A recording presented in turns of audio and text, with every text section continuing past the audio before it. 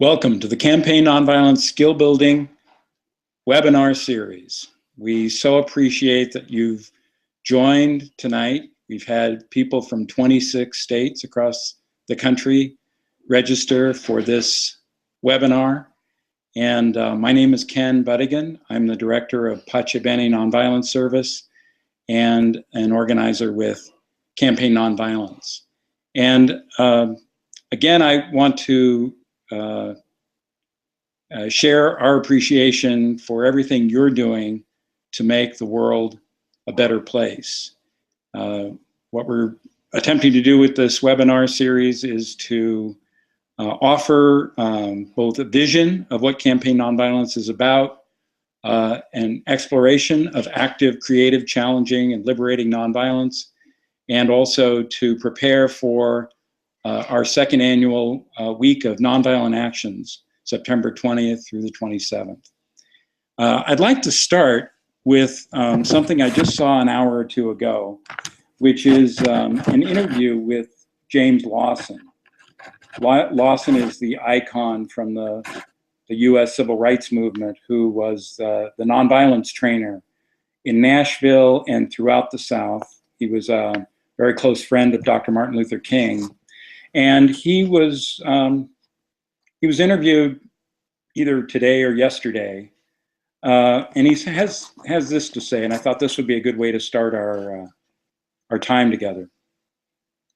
The American people are not far enough along the road to becoming a self-governing society that we still can be.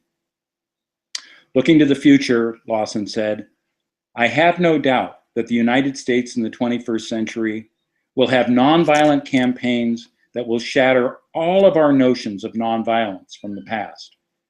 It must be.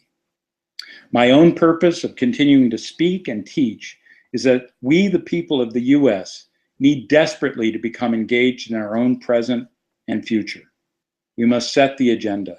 We must dismantle the old tyrannies. They have not yet been thoroughly dismantled. We must do the work of justice. Nonviolent direct action must become the politics of the 21st century. If we're to save this experiment in self-government, and if we're to see that experiment lead us toward the country that does not now exist. We Americans must all envision the possibilities of a nation not rooted in the White House, not rooted in legislatures, but rooted in our own hearts and souls. We have our nonviolent marching orders from Jim Lawson, who will be the keynote speaker at the Campaign Nonviolence National Conference, August 6th through 9th in Santa Fe, New Mexico. And he reminds us, in fact, he paints a picture for us of the power of nonviolent action, but more importantly, that we will stand on the shoulders of people like Dr. King and Gandhi, and yes, even James Lawson, to move forward and to make nonviolence even deeper and stronger. And this is the vision of Campaign Nonviolence. We so appreciate everything you're doing to envision and actualize this potential of building a culture of peace free from war, poverty, the climate crisis, and the epidemic of violence, and all forms of violence. So tonight, what we're doing is beginning a three-part series that echoes the face-to-face nonviolence trainings we've been doing as skill building workshops for Campaign Nonviolence. Last year, we led 4 of those, 1 in Massachusetts, 1 in Illinois, and 2 in California. And they bore a huge amount of fruit. 20 or 30 nonviolent actions, for example, came out of the workshop that was held in Los Angeles under a year ago. And we're moving toward a week of actions, September 20th through the 27th. And we invite everyone on this webinar and beyond to consider either joining in or helping to organize a nonviolent action to mainstream nonviolence, to connect the dots between the issues, to build a movement of movements, and to take nonviolent action together. If Jim Lawson is right, the work we're doing will play a role, will play a part in this effort to make the politics of the 21st century the politics of nonviolence and peace. So we're fortunate to have Ryan Hall, who's the office manager at Pace Bene and Campaign Nonviolence, to be managing this call. Thank you so much, Ryan. I'm in Illinois and he's in California, and he'll be advancing our PowerPoint presentation. And so, Ryan, if we could see that next slide.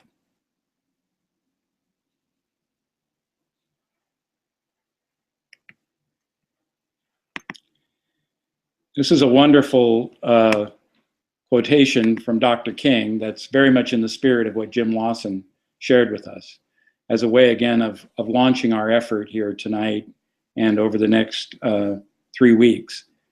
There's nothing better, Dr. King says, than the tramp of marching feet in the streets. There's nothing better than the tramp of marching feet in the streets. Campaign Nonviolence is a lot of things. It's a vision of building out and mainstreaming nonviolence, of building out the vision and principles and infrastructure of nonviolence. It's about building community. It's about nonviolence training. And it's about this. It's about taking nonviolence public, using the most powerful language we have at our disposal, our own vulnerable, unarmed, powerful, resilient bodies, to withdraw our consent from injustice and violence, from racism, sexism, homophobia, economic injustice, from war, poverty, climate destruction, and the epidemic of violence everywhere, to withdraw our consent from that, and to put up pillars of support for a culture of peace and nonviolence. And so, if we could go to the next slide. What we're going to be doing in this series is tonight visiting the vision of Campaign Nonviolence, trying to get on the same page about nonviolence, and connecting the dots, connecting those issues, building a movement of movements. Next week, on May 19th, Tuesday night, we will have our second module, which is focusing on, so how does nonviolent change work, actually? And beginning the process of envisioning how not only can we build an action in September, but how does this fit into the larger strategy of meeting these monumental challenges of our time. And then finally, on May 26th, we'll have module 3, which is very concretely focused on building a nonviolent action this September. So if you could go to the next slide, Ryan. Tonight, we'll look at gaining that familiarity with Campaign Nonviolence. Where is it now? Again, looking at the power of active nonviolence, and explore building a movement of movements. Now, one of the challenges of this webinar is, unlike the face-to-face skill building workshops that we did around the country, and we will be doing this year face-to-face, those were 2-day workshops, very, very interactive, lots of role plays, small group discussions, lots of dramatizations, and lots of brainstorming and planning. Given the technology, we're not able to do that tonight. So, and also the time, we don't have 2 days. We have a total of 4.5 hours together.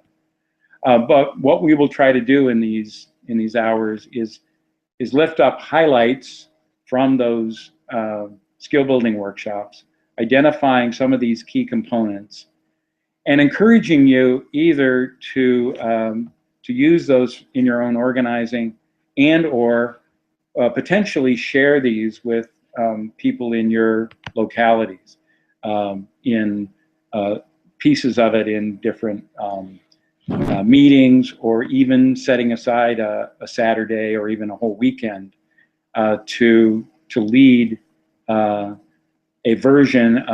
tailored version of this skill building workshop. So while we're not able to cover everything, we're hoping that you will get some materials and content that will help sharpen your vision of active, creative, challenging nonviolence, and also add some tools to your toolbox.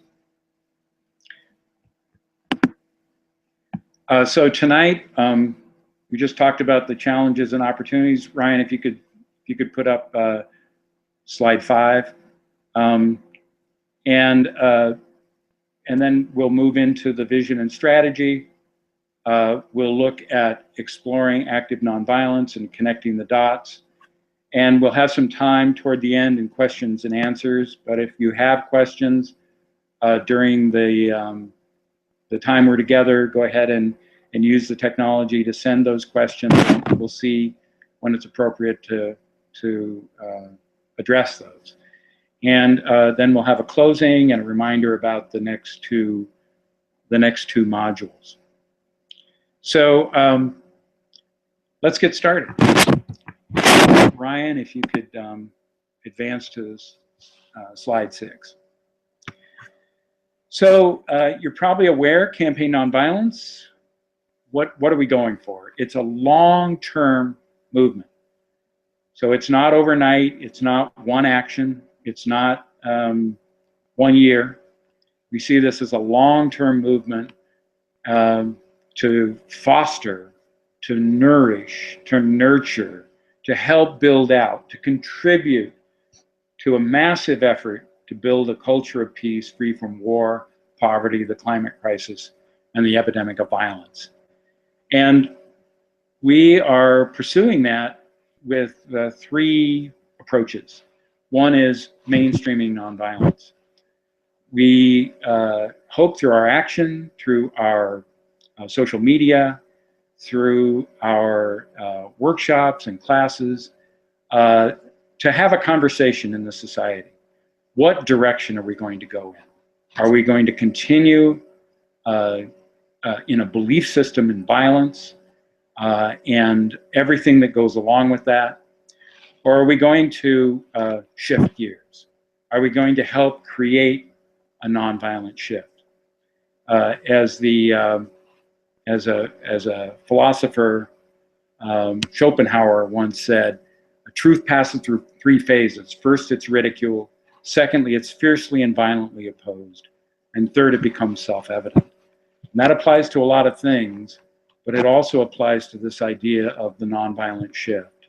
Luckily, we're living in a time when that shift has begun in spite of all the evidence, in spite of all the violence and injustice we see around the world. And Campaign Nonviolence was initiated by people who had been involved in many movements over years, focusing on particular issues. In my case, for example, I started way back in the 1980s, focused first on nuclear weapons and Central America, then homelessness in the city of San Francisco, where I lived for many years.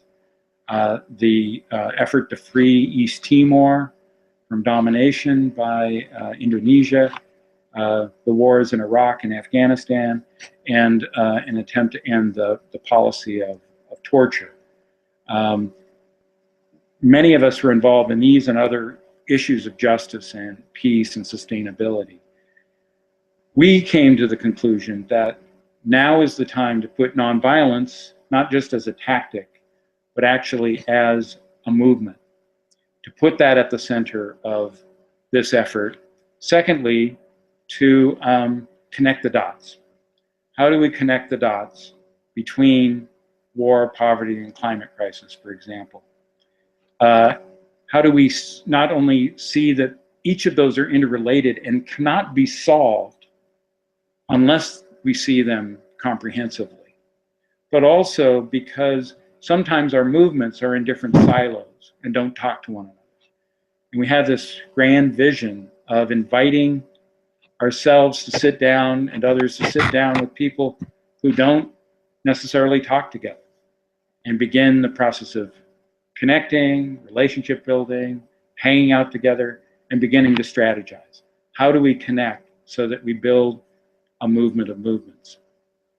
And then finally, a vision of action.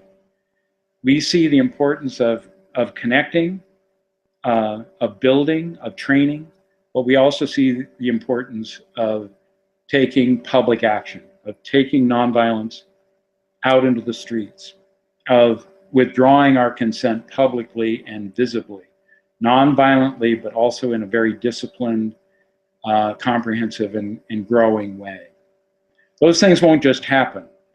They will take place and emerge by coming together. And so this year, in addition to these kinds of trainings, we are having our national conference, our first Campaign Nonviolence National Conference, August 6th through 9th in Santa Fe, New Mexico, to mark the 70th anniversary of the atomic bombings of Hiroshima and Nagasaki, to take action at Los Alamos, the birthplace of the nuclear age, where the first atomic bombs were created and where they're being created today, to take action there on the 6th and also on August 9th. And in between, to have an opportunity to hear from the likes of Jim Lawson and many of the great voices of nonviolence today. We launched last year with 250 actions in all 50 states, 196 endorsing organizations, hundreds of organizers and promoters in every part of the country. We're having that conference August 6th through 9th, and our second week of nonviolent actions is September 20th through the 27th. So our hope with Campaign Nonviolence is that we will support what you're doing, deepen and walk with you in this effort to build a long-term campaign that says it doesn't mean to set aside from the issues that you're working with. Virtually every issue fits into this event and this effort to build a movement of movements, to build a movement for a culture of peace and nonviolence. So our vision continues to move forward, and we invite you to be a part of it and to help build a nonviolent action in your community, in your state.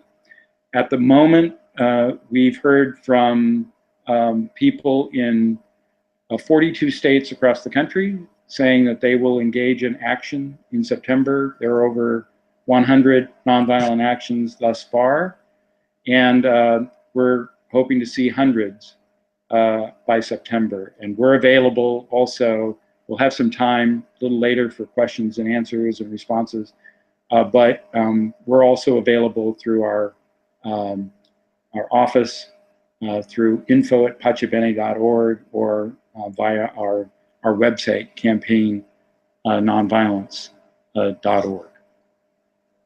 I wanted to just show, as we finish up this section on Campaign Nonviolence, just show some images from the week of actions that happened last year, just to give you a sense of what's been happening.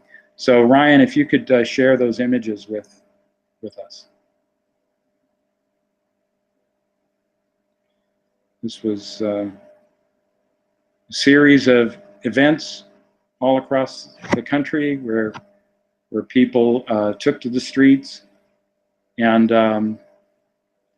engaged in nonviolent action, including here at the White House, where John Deere and others risked arrest, were engaged in nonviolent civil disobedience. Things were happening in every part of the U.S.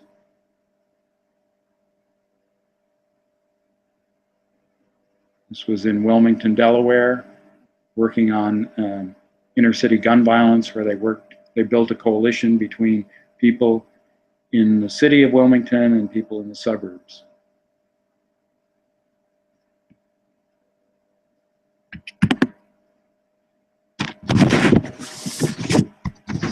So we want to take a moment to share some of the things that we did in the skill building workshops face to face, just to highlight them. And mostly, first of all, to talk about nonviolence, and to do that in a way that's not 2 days of reflection and training. For more information or for more content, you can go to our website. On the homepage, on the Campaign Nonviolence homepage, if you go all the way to the bottom to the right, there's a button that says Mainstream Nonviolence, and it takes you to a page that has many tools, training resources, anti-racism resources, techniques that are available, and also connecting to lots of other groups that are working to build a more just, peaceful, and nonviolent world. But as we begin this effort, I would start with this: that nonviolence is a way of life and a means of transforming the world. It challenges the power and belief in violence and its destructiveness geared toward threatening, dominating, or defeating others. Nonviolence, by contrast, is a form of unifying power, connecting, compassionate, communicative, and creative. Campaign Nonviolence is organizing public events, marches, rallies, vigils, fasts, and festivals in cities and towns across the nation this September to signal that the challenging and rewarding work of activating this power begins now. And so we start, of course, with violence, because we can't really look at nonviolence unless we understand what we're up against. And we at Pace Bene and Campaign Nonviolence frame this very broadly. Violence is any physical, verbal, institutional, or structural behavior, attitude, policy, or condition that dominates, dehumanizes, disrespects, diminishes, or destroys ourselves, our fellow human beings, or our world. And in a typical training, we spend a lot of time unpacking that and all the dimensions of that. But it's very broad: personal, interpersonal, and social structural. Racism, sexism, homophobia, economic injustice, ableism, all the structured forms of violence and injustice. Nonviolence says, no, we all matter. We all matter. And we want to build a world where we not say those pretty words, where we actually build that out in the spirit that Jim Lawson shared at the beginning of this call. What we do often in our workshops is look at what are some of the traditional scripts for dealing with conflict and violence. And we often say there are 3 scripts that we're taught often: to avoid conflict or violence, to accommodate conflict or violence, or to use counter-violence: emotional, verbal, physical, institutional, social, structural. And what we like to do in our workshops is we try to dramatize that. And here we're drawing on the work of the late feminist writer and activist Barbara Deming, who talked about the 2 hands of nonviolence. But the way we can think about that, we carry these hands with us, and they can symbolize so many dimensions of how we deal with conflict and violence. And I'm going to shift position a little bit so I can do this a little better. So often, if we're in a conflict, sometimes some of us try to avoid it, retreat, run away from it. And sometimes we think this is nonviolence. But in fact, it often just keeps the violence going. Now, there are times when we have to do this, but when it's chronic, we prevent a full nonviolent engagement and resolution. Or sometimes we just accommodate it. Go ahead, run me over. Oh, I've seen worse. That's not so bad. Why? What difference does that make? And sometimes we use counter-violence, emotional, verbal, physical, institutional. We're going to respond to that person violently, or use counterattack, or we're going to get in their face before they get in ours, and so on. So if you have an opportunity at home, let's try that. If we could just put our hands in front of our face, and if we're with some other folks, we can do this together. Put those hands in front of our face. What does that feel like to avoid, to run away from, to retreat? Maybe that's the way we respond to conflict. Maybe we lean in that direction. And then put our hands down here. What does it feel like to just be run over, to allow, to accommodate, to cooperate, really, with that injustice or violence?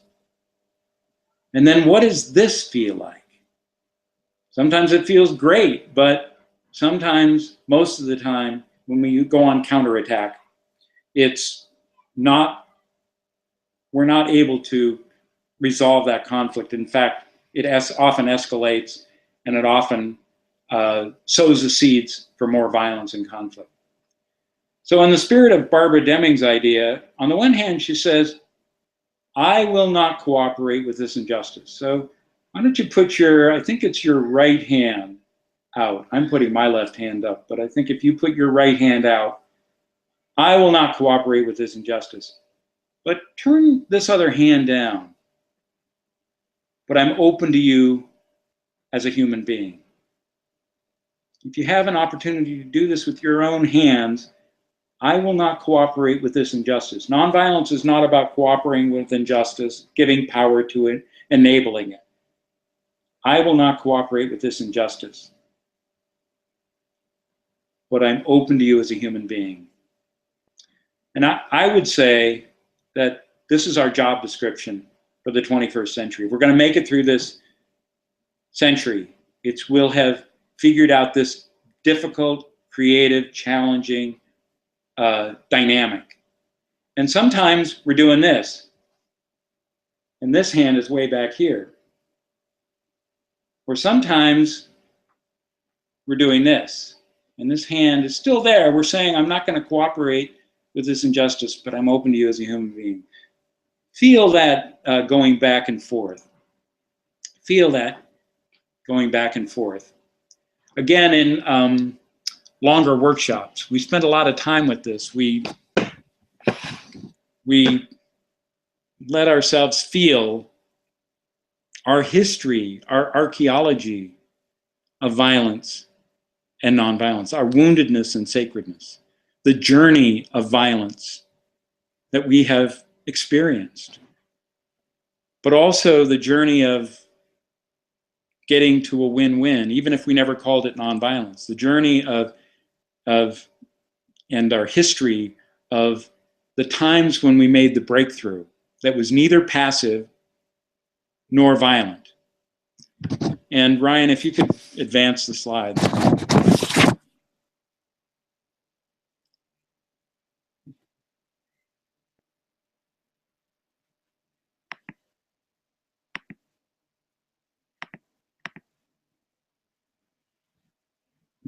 Let's see, I think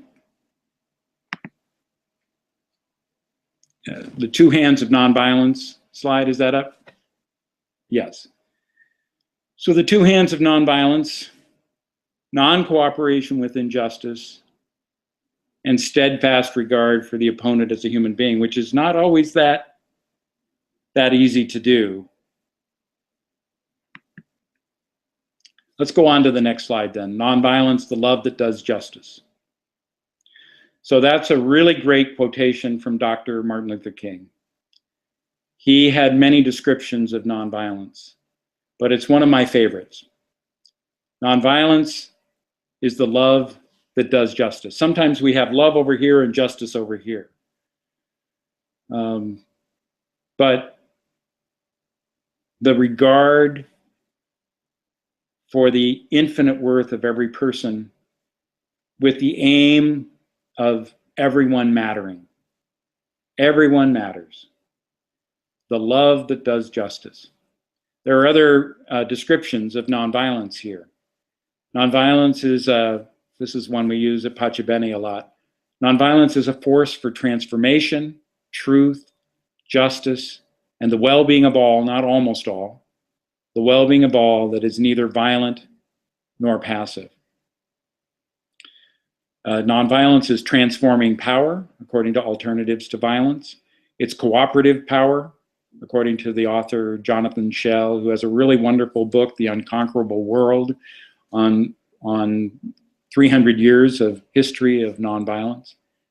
Dorothy Day called it the love in action. And as I said, Dr. King says it's the love that does justice. The War Resisters League says it's an active form of resistance to systems of privilege and domination, a philosophy for liberation, an approach to movement building, a tactic of non-cooperation, and a practice we can employ to transform the world. If we could go to the next slide there, Ryan.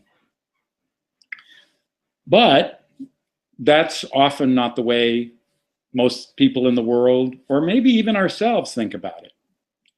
We don't really see it as active and creative and challenging. There are conventional attitudes toward nonviolence, that it's passive, that it's weak, that it's utopian, that it's naive, ineffective, unpatriotic, marginal, simplistic, and impractical. And I believe that those attitudes are not accidental. I believe that we are trained to draw this conclusion about nonviolence, that it's passive, that it's weak, that it's utopian, and so on. I've asked in hundreds of workshops now for a list of stereotypes of nonviolence, and I get this list or variations on it. And I have a feeling that we have to be trained into that. That's why there's consistency, no matter what context I'm in, leading a training or a workshop, I get that same list. But then when I ask people, can you describe the attributes or qualities of people who've actually tried to put this active nonviolence into practice, like James Lawson, we heard from at the beginning of this call, or think about all the different people we know who have been trying to put this into practice, or perhaps ourselves. And then if we go to the next slide, then we get attributes like powerful and creative and intentional and resilient and courageous and grounded and effective and relentless and active. And when we have a long time, like we used to do 7-day workshops at Pachabene, when we have a whole day to really draw out and unpack the power of those who have been putting active nonviolence into practice, the attributes or qualities of people or groups or movements or communities that have been actively weathering the violent system and actively engaging and grappling with it and actually making change, we see hundreds of those facets of powerful and positive ways of approaching human life, as well as trying to create a more human culture. And for those who are interested in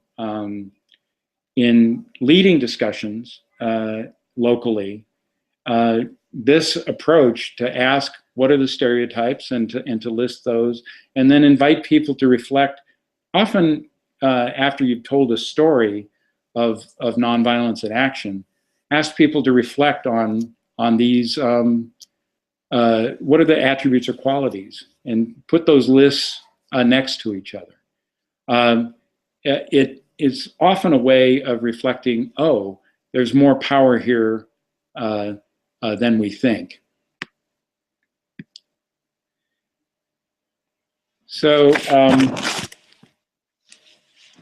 we want to, some of us may be familiar with the work of Erica Chenoweth and Maria Stephan, who wrote a book called Why Civil Resistance Works. Because not only is there growing evidence that there are these amazing movements accelerating around the planet, there's also quantitative data now that nonviolent strategies work twice as well as violent ones. And if you're interested in some of that evidence besides what I'm about to say, you might, if you're not familiar with it, there's a really great website called the Global Nonviolent Action Database. If you Google Global Nonviolent Action Database, you will see 1,000 cases of nonviolent people power, many of them very successful, that have been documented in this country and around the world. There are also other resources like the Mainstreaming Nonviolence page on the Pachabene website, and also Waging Nonviolence, which daily serves up stories of ordinary people like ourselves who are changing the world through nonviolent action, nonviolent people power. But this new research by Erica Chenoweth, we need to really spread. And Erica is going to be another one of our keynote speakers at our national conference in August. We're really looking forward to hearing from her in person. But for now, what we want to do is show you a little clip from a TED Talk that Erica Chenoweth gave fairly recently on her research. So Ryan, if we could go ahead with that.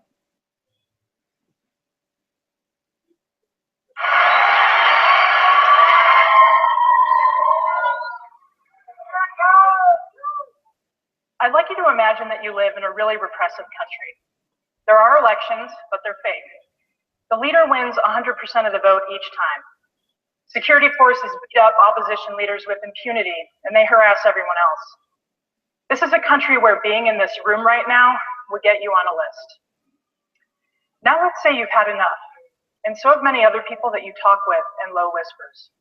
Now I'm not talking about the Hunger Games, although that would be awesome. Unfortunately, I'm talking about real world conditions that many people face right now. So assuming you've decided to act, what would be the best way for you to challenge the system and create something new? My own answer to this question has changed over the past few years. In 2006, I was a PhD student here at CU Boulder studying political science, and my dissertation was on how and why people use violence to create political change in their countries. As for the scenario I just described, well, back then I bought into the idea that power flows from the barrel of a gun. And what I would have said was that although it was tragic, it was logical in such situations for people to use violence to seek new change. But then I was invited to an academic workshop put on by the International Center on Nonviolent Conflict. They were giving a week-long primer on nonviolent resistance to try to get people like me to teach about it in our class.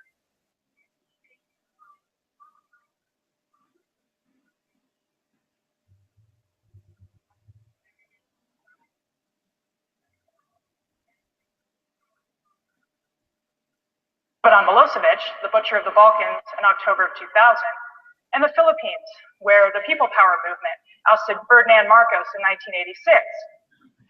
At the workshop, I said stuff like, well, those were probably exceptions. For every successful case you guys bring up, I can think of a failed case like Tiananmen Square. I can also think of plenty of cases where violence worked pretty well, like the Russian, French, and Algerian revolutions. Maybe nonviolent resistance works if you're seeking environmental reforms, gender rights, labor rights, but it can't work generally if you're trying to overthrow a dictator or become a new country. And it definitely can't work if the authoritarian leader you're facing is not incompetent, is somebody who's really brutal and ruthless. So by the end of the week, as you can imagine, I wasn't very popular. But my soon-to-be co-author, Maria Stephan, came up to me and said something like, if you're right, why don't you prove it? Are you curious enough to study this in a serious way empirically? Now, believe it or not, nobody had really done that before systematically. And although I was still skeptical, I was curious. I figured that if they were right and I was wrong, somebody better find out. So for the next 2 years, I collected data on all major nonviolent and violent campaigns for the overthrow of a government or territorial liberation since 1900. The data cover the entire world and consist of every known case where there were at least 1,000 observed participants. This is hundreds of cases. Then I analyzed the data, and the results blew me away. From 1900 to 2006, nonviolent campaigns worldwide were twice as likely to succeed outright as violent insurgencies. And there's more. This trend has been increasing over time, so that in the last 50 years, nonviolent campaigns are becoming increasingly successful and common, whereas violent insurgencies are becoming increasingly rare and unsuccessful. This is true even in those extremely brutal authoritarian conditions where I expected nonviolent resistance to fail. So why is civil resistance so much more effective than armed struggle? The answer seems to lie in people power itself. Researchers used to say that no government could survive if just 5% of its population rose up against it. Our data show that the number may be lower than that. No single campaigns failed during that time period after they'd achieved the active and sustained participation of just 3.5% of the population. And lots of them succeeded with far fewer than that. Now, 3.5% is nothing to sneeze at. In the US today, that's like 11 million people. But get this, every single campaign that surpassed that 3.5% was a nonviolent one. In fact, the nonviolent campaigns were on average 4 times larger than the average violent campaigns. And they were often much more inclusive and representative in terms of gender, age, race, political party, class, and the urban-rural distinction. Civil resistance allows people of all different levels of physical ability to participate. So this can include the elderly, people with disabilities, women, children, and anyone else who wants to. If you think about it, everyone is born with a natural physical ability to resist nonviolently. Anyone here who has kids knows how hard it is to pick up a child who doesn't want to move or to feed a child who doesn't want to eat. Violent resistance, on the other hand, is a little more physically demanding, and that makes it a little bit more exclusive. In my case, when I was in college, I was in military science classes because I planned to go through the ROTC program and become an Army officer. Now, I really liked the rappelling, the shooting at the range, the map reading, of course, and the uniforms. But I wasn't stoked when they asked me to get up in the wee hours of the morning and run until I vomited. So I quit and chose the far less demanding career of professor. Not everybody wants to take the same chances in life, and many people won't turn up unless they expect safety in numbers. The visibility of many civil resistance tactics like protests allow them to draw these risk-averse people into the fray. Put yourself back in that repressive country for just a minute. Let's say your trusted friend and neighbor comes to you and says, I know you sympathize with our cause. We're going to have a mass demonstration down the street tonight at 8 o'clock. I hope to see you there. Now, I don't know about you all, but I am not the person who's going to show up at 7:55 and see what's up. I'm probably going to look outside my window at 8:30 and see what's going on. If I see 6 people congregated there in the square, I'm going to sit this one out. But if I see 6,000 and more coming down the alleyway, I just might join in. My point here is that the visibility of civil resistance actions allows them to attract more active and diverse participation from these ambivalent people. And once they become involved, it's almost guaranteed that the movement will then have links to security forces, civilian bureaucrats, economic and business elites, educational elites, state media, religious authorities, and the like. And those people start to reevaluate their own allegiances. No regime loyalists in any country live entirely isolated from the population itself. They have friends, they have family members, they have existing relationships that they have to live with in the long term, whether or not the leader stays or goes. In Serbia, when it became obvious that hundreds of thousands of Serbs were descending on Belgrade to demand that Milosevic leave office, police officers started to disobey the order to shoot on demonstrators. When one of them was asked why he did so, he said simply, "I knew my kids would be in the crowd." Some of you are thinking, is this person insane? I watch the news and I see protesters getting shot at all the time. And it's true, sometimes crackdowns do happen. But even in those cases, the nonviolent campaigns were outperforming the violent ones by 2 to 1.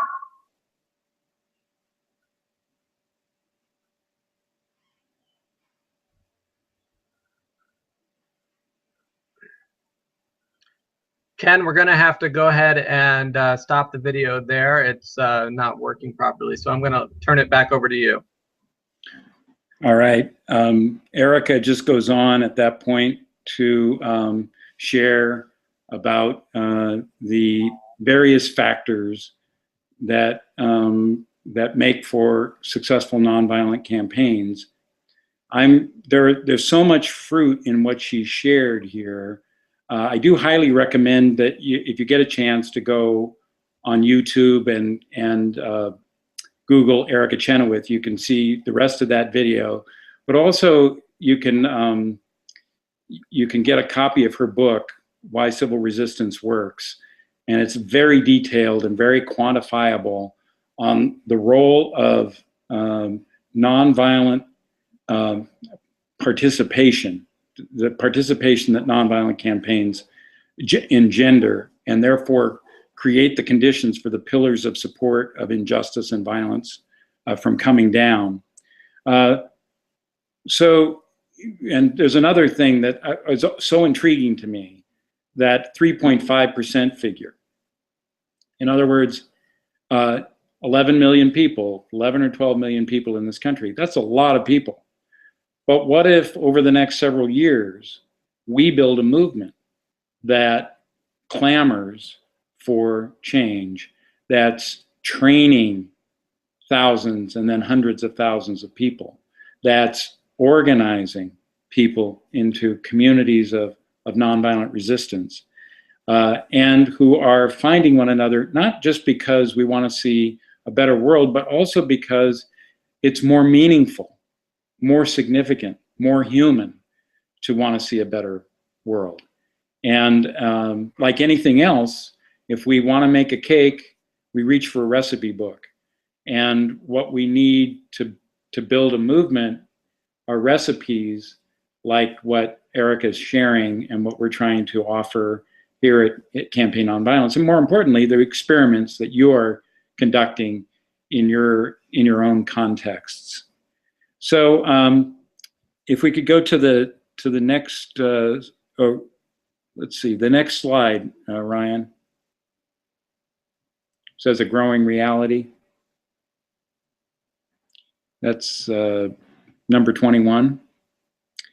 And so here, these are only pro-democracy movements, but there are many, many others. But Spain, Portugal, the Philippines, Chile, Argentina, the Soviet bloc states, including Czechoslovakia, Poland, East Germany, the coup in the Soviet Union in 1991, South Africa, Indonesia, East Timor, Serbia, Georgia, Ukraine in 2004, Liberia, and the Arab Spring in Tunisia and Egypt.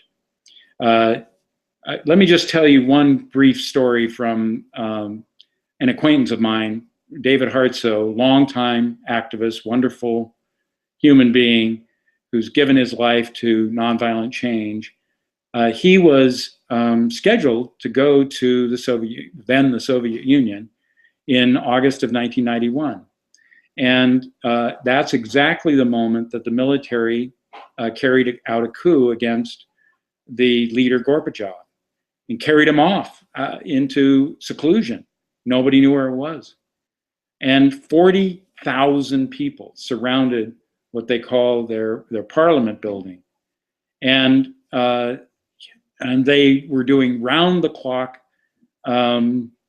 organizing as part of that. And David was planning to go anyway. He has friends there, and he was planning to be involved in some nonviolent actions and so on. And he called and he said, should I bring bandages? Should I bring food? Should I bring money? And they said, no, bring photocopier cartridges for printers. Because we are doing round-the-clock nonviolence training with those 40,000 people. And we're photocopying like mad, and principles of nonviolence and how to act nonviolently. And one of the things they organized, they went out, they sent groups of women and children out to this 10-mile line of tanks and clambered up on those tanks and knocked on them. And the person inside popped his head out, and they offered food and flowers and candy. And then they took their hands and put them right on their face and said, this is who you will kill, your mother, your cousin, your daughter, if you get the order to do that. And in the end, the order came, and the order was disobeyed, and the coup failed. And there are just so many examples like this. And so we ask ourselves, what do we need to build in this country and around the world at this time? And the great thing is each of us has more power than we think. And we can actually be involved in one great movement after another, including this effort to connect the dots and to build a culture of peace and nonviolence. So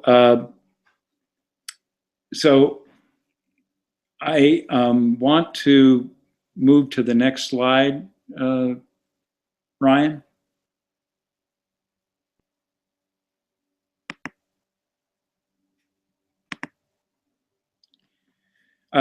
So we have this on the page, the web page for this training, the principles of nonviolence from Dr. King.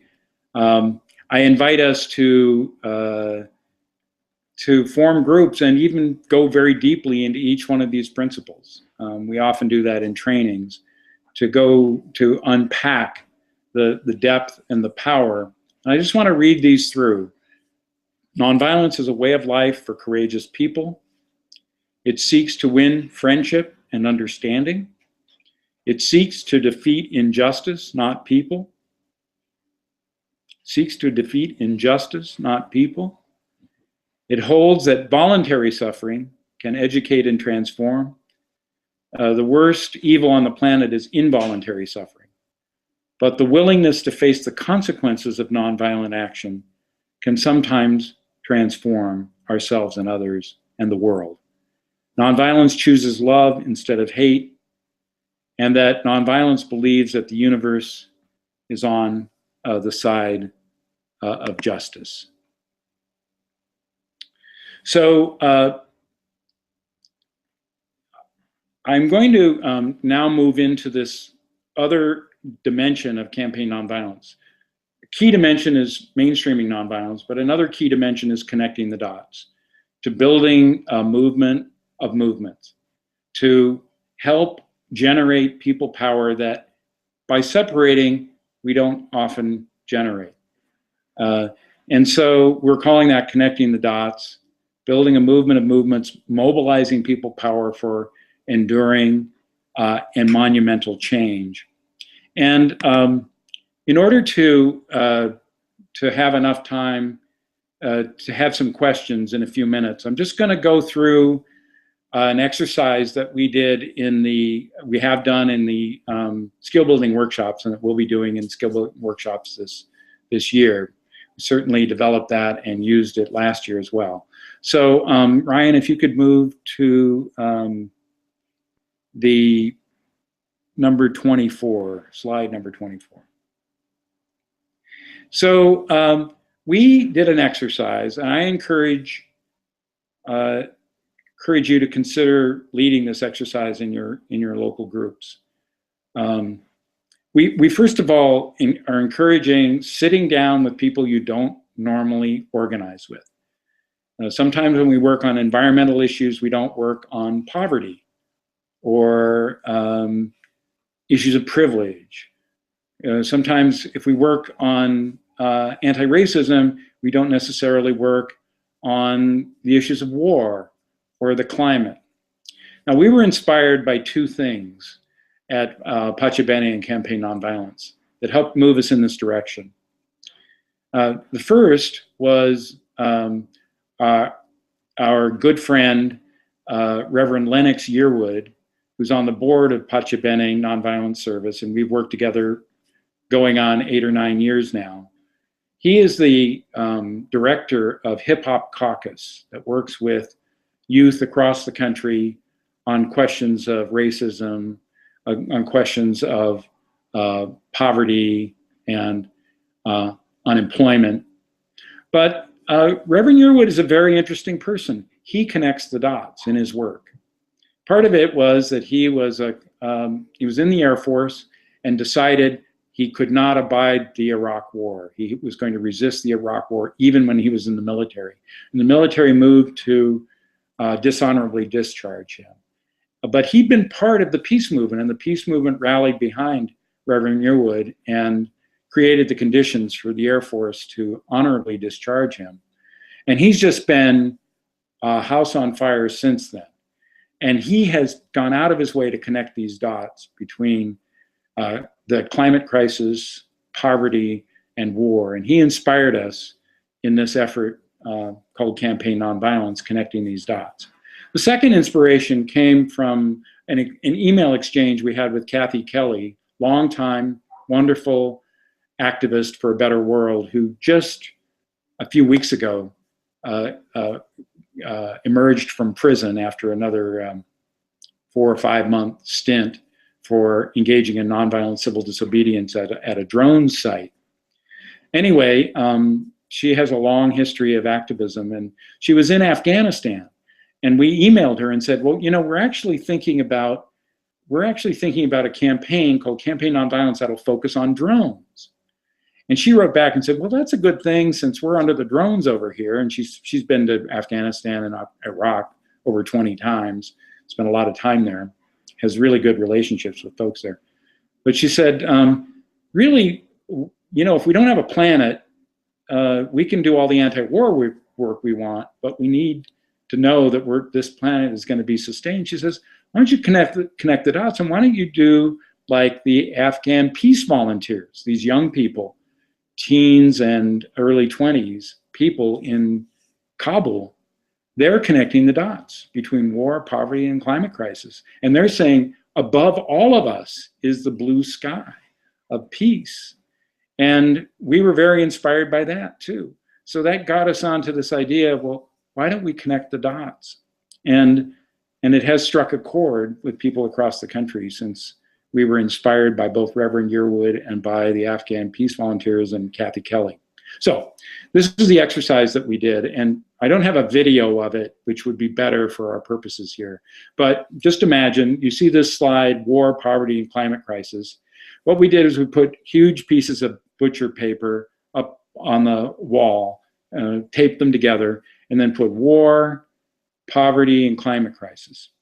Then we invited people to come up and just rack their brains and what are some of the dimensions of war, and then cluster those around the word war. What are some of the dimensions of poverty? What are some of the concrete things that policy issues or injustices having to do with poverty? And then how about the same for the climate crisis? So Ryan, if you could advance to the next slide. So here you see them, some people coming up. This I think was at the Boston training.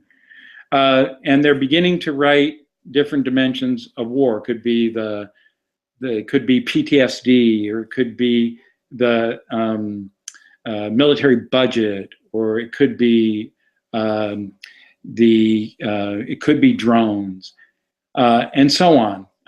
Same thing for poverty.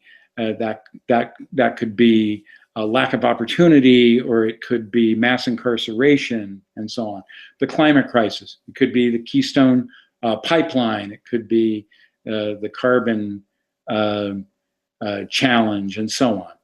And as you can see, if you can go to the next slide there, Ryan, people began to fill these out. So you see this one that says for poverty.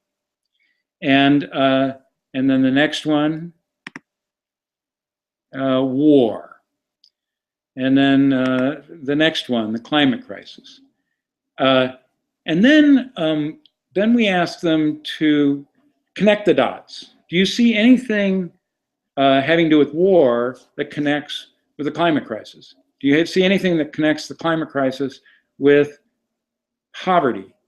And they spent about 10 minutes, participants spent about 10 minutes circling one thing at one end of the mural and drawing a line over to another part.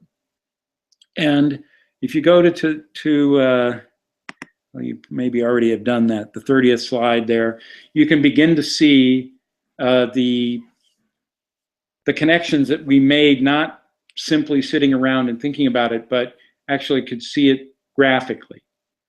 And then we debriefed that. What is that? What data do we get from that? What are those connections? How can you solve one of these monumental challenges without also solving the connected challenges? And these were often very fruitful, stimulating, creative, innovative kind of conversations. Because I think when people are coming into the room, I think they probably said, well, yeah, there are connections, probably. But it was more graphic, coming out of people's own experience and life and so on. And then if you notice, there's a line about 2/3 of the way down on that mural, horizontal line. And we said, well, what are some of the groups and some of the campaigns and some of the efforts that are being done to work on war, poverty, and climate crisis? And people began then to focus on, here are the positive work that people are doing around these issues. And then we asked, well, let's think about that. And that gave us a jumping off point for then saying, identifying the organizations and groups in our area that we could do this exercise with, for example, or that we could sit down, or we could strategize together, or we could support their efforts more than maybe they would support ours, and so on. And in fact, in the Los Angeles skill building workshop, we spent about 3 hours identifying all the groups in Southern California that are working in these silos around environment, war, and poverty, and then taking assignments to reach out to see where there's common cause and how we could build a nonviolent people power movement. And for those of you who, both in the pictures that we saw earlier of some of the actions, but also maybe you got a copy of the booklet that we created after the actions last year, a 50-page booklet with images and information from actions that happened in the East, the South, the Midwest, and the West. Some of those groups made those connections and some didn't. But it was especially heartening when you saw those connections being made. That meant they had to sit down with folks. They had to actually work things out together, explore ways we could do common cause together. And even when that didn't happen, when you see the huge panorama of actions that happened across the country around immigration, around mass incarceration, police brutality, around poverty and drones, around the Keystone Pipeline, you saw that there was an overall tapestry of connecting those dots that was taking place, and that augurs well for a longer term effort. Last thing I just say, and then I want to open it up, is we have a long-term vision. And what we're doing right now is kind of laying the groundwork for that. through trainings, through connecting, through some of us are longtime activists, and some of us are just getting our feet wet by taking action locally, by gathering in Santa Fe, New Mexico in August. All of these things we see as a process of slowly moving in the direction of building out nonviolence and nurturing a culture of peace. And part of that is going to be saying we can no longer be in our silos of peace or in the environment or poverty. And we need to find one another to support Black Lives Matter, to support the Hands Up Coalition, to support the immigration reform movement, the DREAM movement, and so on, to find a way to connect, because we know systems of violence and injustice don't want us to connect, and nonviolence is all about connecting. So as you look forward to the fall, I would encourage us to be creative, to seriously consider organizing a march or other strong public activities that demonstrate to ourselves and others that we're building a movement here.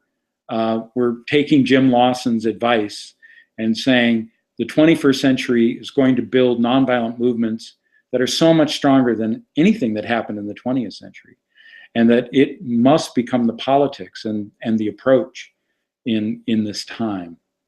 So I'm going to invite Ryan to open this up and see any reflections, any questions, any comments. I know we've been here a while, but thanks so much. And Ryan, are there any comments or questions? Yes, Ken, can you hear me? Yes. So we have a question from John Wentland. John, he asks, how do we most effectively reach communities with nonviolence training in such urban communities as Hartford, Connecticut, where there have been at least 20 deaths by violence and hundreds of non-fatal shootings on the streets each year? Thank you, John, for that question. It's very important. And of course, we don't have all the answers. But I would say this. I think if we have a vision of building training teams, teams that are available out of the community, that's a long-term process of sitting down, of reflecting, finding out what training is already happening, even if it's not called nonviolence training. To have a vision, let's say over a 3-year period, of building a training of trainers, building a team of trainers who are available, and who, what I've learned after 25 years of nonviolence training is it takes a lot of conversation to even broach the idea of a nonviolence training, let alone inviting people to them and getting them there. Once they're there, the light bulb goes on. I was asked by DePaul University, where I teach part-time here in Chicago, to do a nonviolence training for students at DePaul who were arrested in December as part of Black Lives Matter on the streets of Chicago. They were not looking to get arrested, but they were swept down on by the Chicago police, and then and now they're in the criminal justice system. So I was asked to do a training, and they came. We had about 25 young people. They came a bit skeptical. What's this all about? What can we learn here? And we did tons of role plays and lots of small group reflection. We really listened to the experience, and we looked at the various dynamics of and why active, creative, challenging nonviolence is actually not only more moral in some ways, but also more effective. By the end, in the evaluation, we heard to a person, we need much more of this. We need much more of this, and we need many more people to come and be part of this. And I was blown away by the fact that two of the people the next week were asked to do a training for young men in Chicago public schools. And they were trying to put something together. What can we tell them? And they decided to basically reproduce this training for these young people. And actually all these role plays and so on. And they heard later that week from their teachers that this had made a huge impact on them. Some of whom were considered more troubled than other students, and this had been something really powerful for them. So, that's a long answer, but I think it's about a plan for communication, for relationship building, and then setting some goals, so that in a year or 2 years, if you had a training team who could be available to contextualize these kinds of trainings. Unfortunately, things like Ferguson and Baltimore and Staten Island and Cleveland, they happen. And while there is organizing and training that's always going on in those communities, and that's to be honored, sometimes some of that we have to kind of play catch up in the midst of those crises. What if we develop those a long-term way of responding to that? In terms of one other thing I'd say to that, I would highly recommend that John and others look at the work of Precious Blood Ministry of Reconciliation on the south side of Chicago. And they are a group that works on restorative justice and use peace circles, primarily with members of the community, including gang and former gang members. And they are doing powerful and amazing work for finding an alternative to either incarceration or typical approaches of passivity or violence. And if you Google Precious Blood Ministry of Reconciliation, and maybe even get in touch with them, they can also offer some really good ideas based on their own experience and their own work for many years in situations where there's a huge amount of violence going on. Of course, longer term, it's building a movement that is directly trying to grapple with and dismantle those systems of economic injustice and racism that have helped create those conditions. So I think it's all of those elements: a long-term strategy, a training strategy, and looking at restorative justice would be very important. Thank you, Ken. The next question comes from Arthur Gallus, and he asks if there are any good examples of nonviolent actions happening in rural areas. Well, I would probably want to refer to lots of activities that took place in rural areas during our week of actions. So I would encourage you, Arthur, to go to our places on our website that document what happened last year. And there were quite a few actions that were taking place in rural parts of Iowa and New Hampshire and Montana and rural California and New Mexico. And if you take a look, you'll see that a lot of things happened in lots of places that were not simply the large metropolitan areas. In fact, that's one of the strengths of Campaign Nonviolence. So quite a few smaller towns in Florida, in North Carolina, in Georgia, and West Virginia, so North Dakota, and even in Idaho, although mostly that took place in Boise.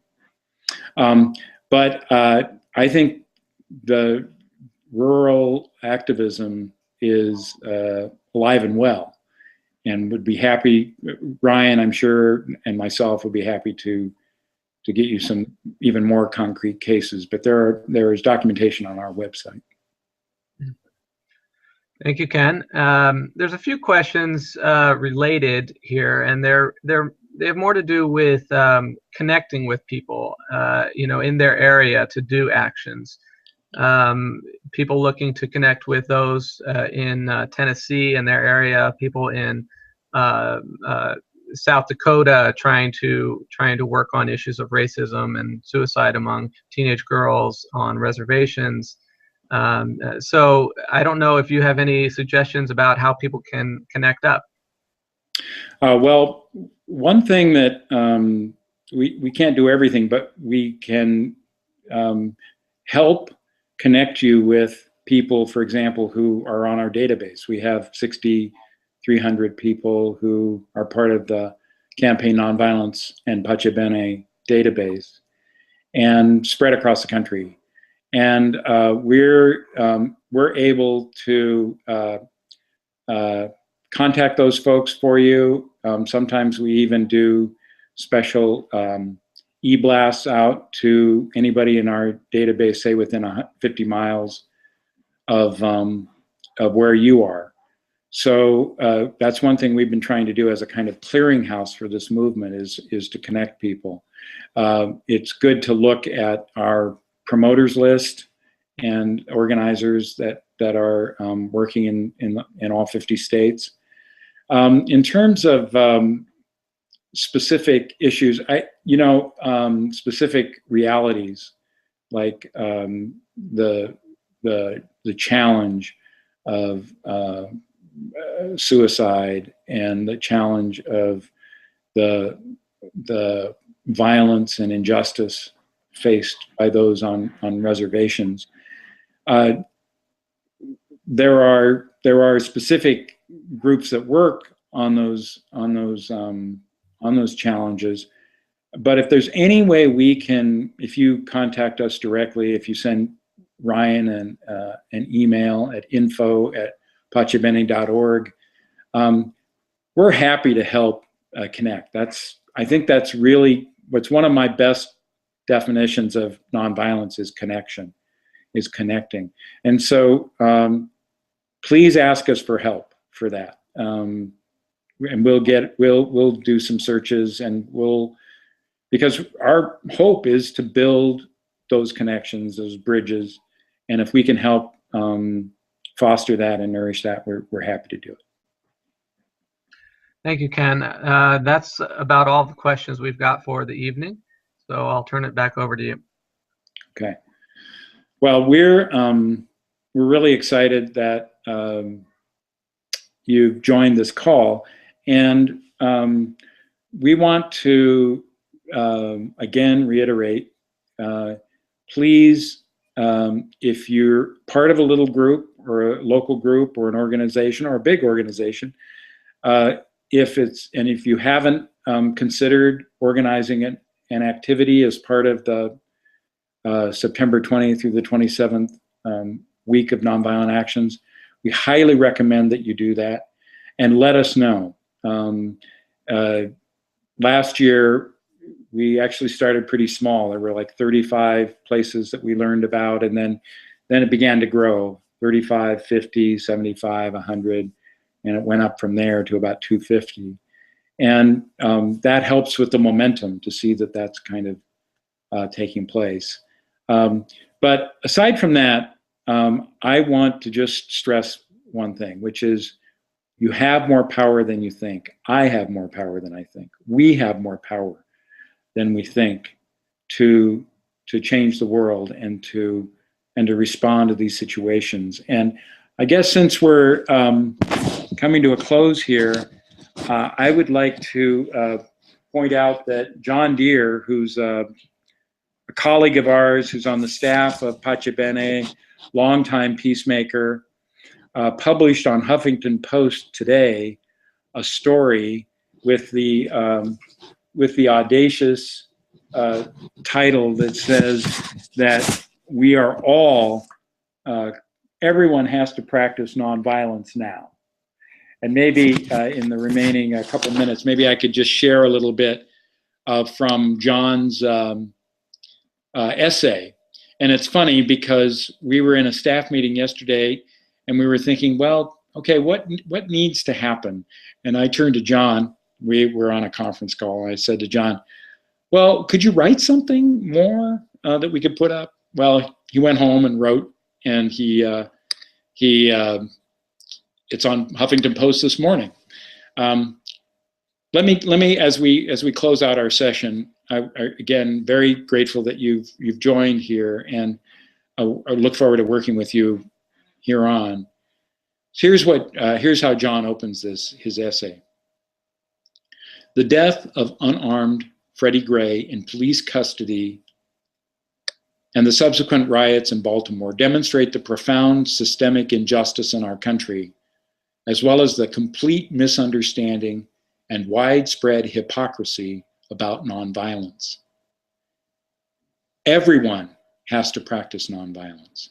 Everyone, from the people on the streets to the police, to church ministers and parents, but also our media spokespeople and elected officials, including the president and the military.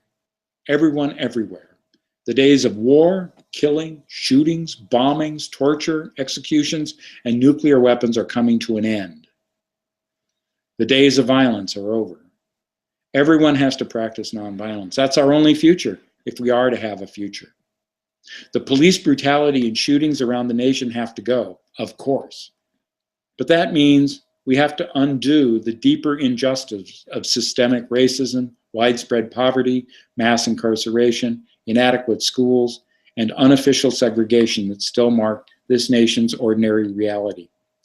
Overcoming systemic issues of race and poverty require hard work, political will, enlightened understanding of our common humanity, and real concern for neighbors. But more, it requires a sincere, even spiritual acceptance of loving nonviolence as our only hope, and the building of a new grassroots bottom-up movement of Kingian nonviolence. I've been teaching and speaking about nonviolence full-time for 35 years, traveled through war zones, been imprisoned for civil disobedience, and written 30 books on the subject. Again, this is John Deere speaking here. Yet I still find it appalling to hear national news anchors such as CNN's Wolf Blitzer show outrage to Baltimore protesters. Aren't you nonviolent? Wolf Blitzer asked. He and all the other national news anchors need to ask that of our elected officials and military leaders, but they never do. People on the streets are expected to follow a code of nonviolence, and I believe that they should. But government and military officials never have to. They can kill 2 million people in Iraq and hundreds of thousands in Afghanistan, yet they remain exempt from decent human nonviolence. No one is above the fray. No one is exempt from the code of nonviolence. It applies to every human being equally. And he goes on in that vein, and I'll close with these few lines toward the middle of what he shared. And again, if you would, you can go to our website where we posted this as a blog, but also it went on Huffington Post this morning. I'd like to see more organized, systematic, national marches against all the issues of violence and for a new culture of nonviolence. To that end, my friends and I are organizing Campaign Nonviolence. Last year, during the week of September 21st, International Day of Peace, we organized over 250 actions across the whole United States against all the issues of violence, including war, poverty, racism, nuclear weapons, and environmental destruction, and for the coming of Dr. King's dream of a new culture of nonviolence. Of course, the national media ignored us. Wolf Blitzer and the national news anchors would never dare to interview someone like us, but we keep on organizing and marching anyway. This year, we hope for even more demonstrations beginning the week of September 20th. We're also organizing a national conference on nonviolence in Santa Fe, New Mexico, with keynote speakers Reverend James Lawson, Dr. King's close friend, whom he called the greatest theoretician of nonviolence in the world. We need to take to the streets and say, enough is enough. As we practice nonviolence in our personal lives and toward the whole human race and creation, We need to build a new and permanent grassroots movement of nonviolence that engages everyone, fills the streets, addresses every issue and angle of violence, and pursues nonviolence with the same vigor as Gandhi and King. Well, we had heavy-duty marching orders from James Lawson at the beginning of our call, and a reiteration of those from John Deere. I invite us to seriously think, what are we going to do? How are we going to take action? How can we proliferate the kind of training that John talked about earlier in one of the questions?